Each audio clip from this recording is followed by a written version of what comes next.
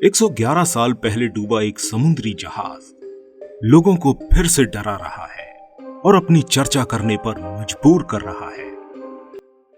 So Jacqueline, now we know the Navy possibly heard this implosion. Response to the U.S. Navy's comment. We haven't heard last year, and he said he was very aware of the risks involved. In fact, you know, his wife, Wendy, she worked for the company as well. You also had this.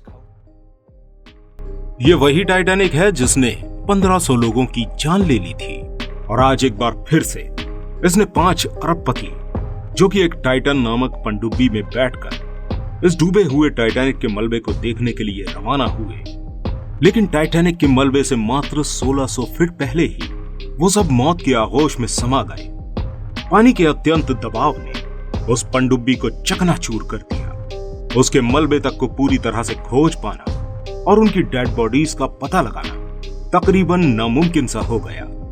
सतह से 3.3 kilometre नीचे समुद्र के तल में इतना अधिक दबाव होता है, उस वाटर प्रेशर की वजह से उस पनडुब्बी में धमाका होता है और उस पनडुब्बी के अंदर बैठे हुए उन लोगों की जिंदगी पल भर में समाप्त हो जाती है।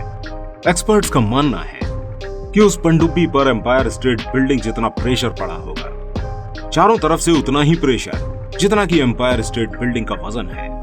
यहां तक कि हर एक इंच पर उतना ही प्रेशर पड़ता है और समुद्र के नीचे तलहटी में तो विजिबिलिटी बिल्कुल जीरो हो जाती है, कुछ भी नजर नहीं आता। जिस गहराई में इस पनडुब्बी का मलबा मिला है, जिसमें सारे अरबपति सवार होकर गए थे, ये अरबपति टाइटैनिक का मलबा देखने के लिए 2 करोड़ का महंगा टिकट खरीद के और एक एग्रीमेंट पर पहले ही साइन करके गए थे कि इनकी जान भी जा सकती है। हालांकि उन्हें नहीं पता था कि उनका ये सपना बीच में ही टूट जाएगा और ये सफर उनकी जिंदगी का सबसे महंगा सफर साबित होगा। ओशियन गेट कंपनी जिसने टाइटन पनडुब्बी बनाई, उस कंपनी के सीईओ खुद मैनेज कर रहे थे इस पूरी ट्रिप को और वो भी इसमें सवार थे। इसमें सवार थे British businessman Hamish Harding, Pakistani businessman Shahzada Dawood और उनका बेटा जिसका नाम सुलेमान था, और पॉल हेनरी नार्गुलेट, और साथ में थे स्टॉकटन रश जो कि सीईओ थे ओशन गेट के। ये कंपनी इन लोगों को टाइटैनिक का मलबा दिखाने के लिए समुद्र की गहराई में ले गई थी। इस टीम के एक सदस्य जिनका नाम पॉल हेनरी था, वो टाइटैनिक के बारे में जितना जानते थे शायद ही कोई और टाइटैनिक के बारे में इतना जानता होगा, लेकिन अफसोस वो भी इस टीम में शामिल थे। और खास बात यह है कि इन्होंने ही टाइटैनिक के मलबे को 73 साल बाद डूबने के बाद समुद्र के अंदर खोज निकाला था, तो इसी वजह से ये टाइटैनिक के हर एक कोने को जानते थे। और स्टॉकटन रश जो ओशियन गेट कंपनी के सीईओ रह चुके थे और जिनकी निगरानी में ये टाइटन पनडुब्बी बनाई गई थी, उन्होंने इस पनडुब्बी में अरबपतियों के लिए जगह बनाने का पूरा जिम्मा संभाला था, लेकिन वो खुद को भी नहीं बचा सके। जब ये पनडुब्बी पानी में कहीं गुम हो गई और इसका सिग्नल किसी को भी नहीं मिल पा रहा था, तब कई देशों की रेस्क्यू टीम ने इस पनडुब्बी को खोजने की बहुत कोशिश की, लेकिन वो सभी नाकामयाब रहे।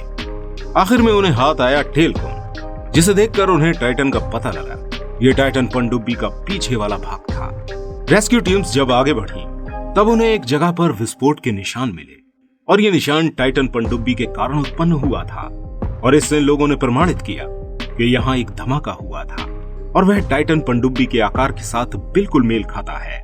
उसके आसपास भी कुछ मलबे मिले, लेकिन अमेरिकी कोस्ट गार्ड जो अमेरिकी संयुक्त राज्यों की नौसेना की जांच और सुरक्षा करते हैं, उन्होंने बताया कि इनके शवों को ढूंढना बहुत मुश्किल है।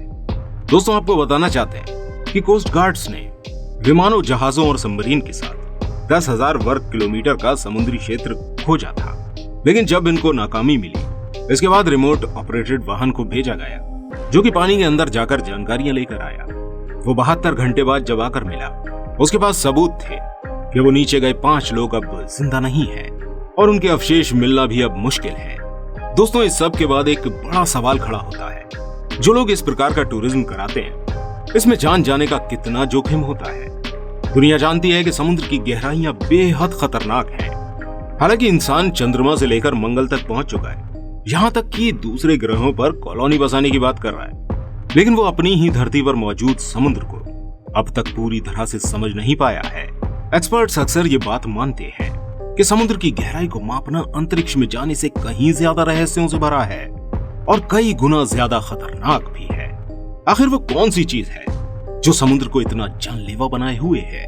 समुद्र के अंदर जो अब तक गहरी जगह खोजी गई है वो है चैलेंजर डीप। यहाँ गहराई इतनी ज्यादा है और बिल्कुल अंधेरा है। चैलेंजर डीप का तापमान फ्रीजिंग पॉइंट से कुछ कम ही होता है।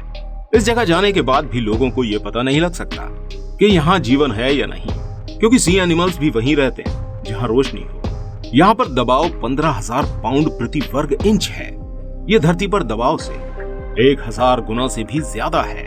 हम इसे आसान तरीके से यूं भी समझ सकते हैं कि अगर किसी शख्स पर एक बार में 50 जंबो जेट्स का वजन एक साथ डाल दिया जाए तो जो प्रेशर बनेगा चैलेंजर डीप के हर इंच में उतना दबाव है।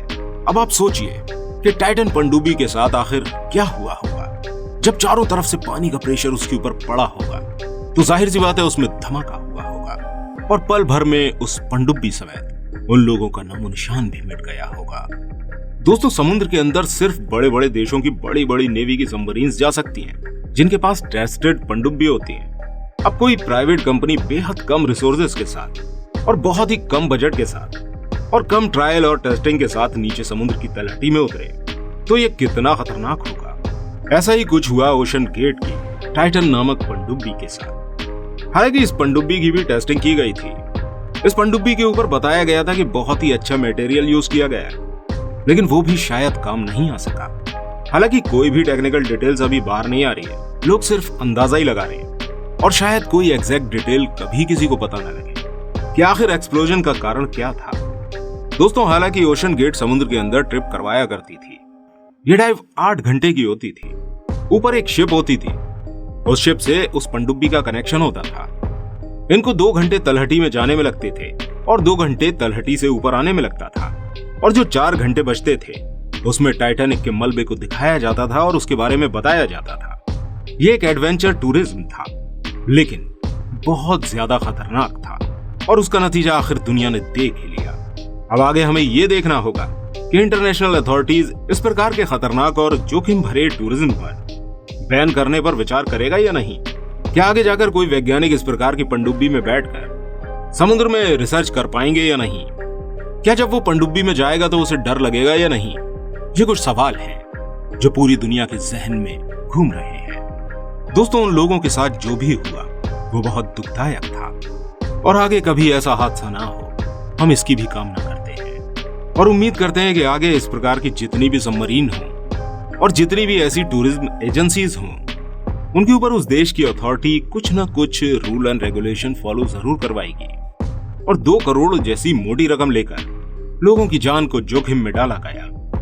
और दोस्तों, जब जब टाइटैनिक का नाम लिया जाएगा तब शायद लोगों के जहन में टाइटन का भी नाम उभर कर आ जाएगा। दोस्तों, आप कमेंट करके जरूर बताइएगा क्या इस तरीके का टूरिज्म बैन होना चाहिए, और यह भी बताइएगा क्या टाइटैनिक का रहस्य कभी खुल पाएगा।